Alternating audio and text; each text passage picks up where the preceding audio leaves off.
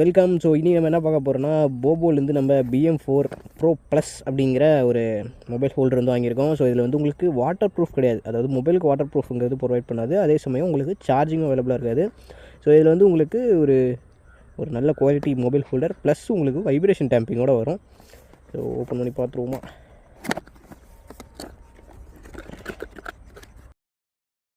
So main unit,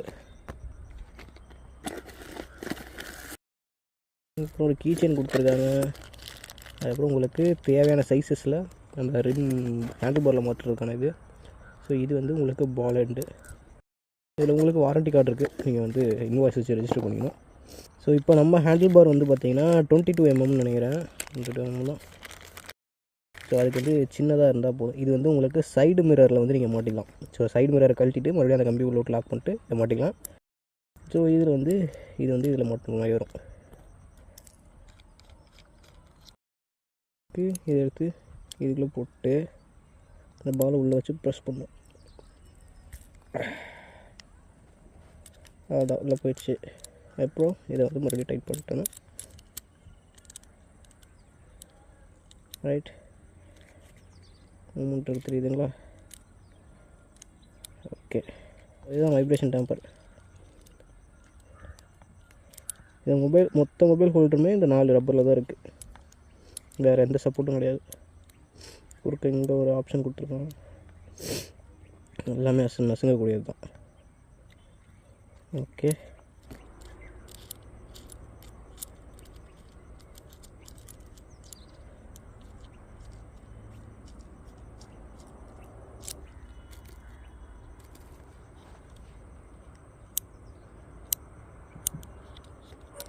கரெக்டாக இது வந்து இந்த இடத்துல வைக்கிறேன். இப்போ இந்த ஸ்பேஸர் எப்படி வச்சுக்குவோம். நெக்ஸ்ட்டு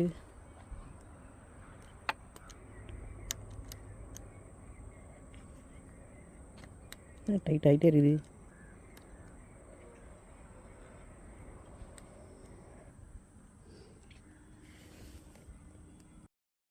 ஓகேங்களா.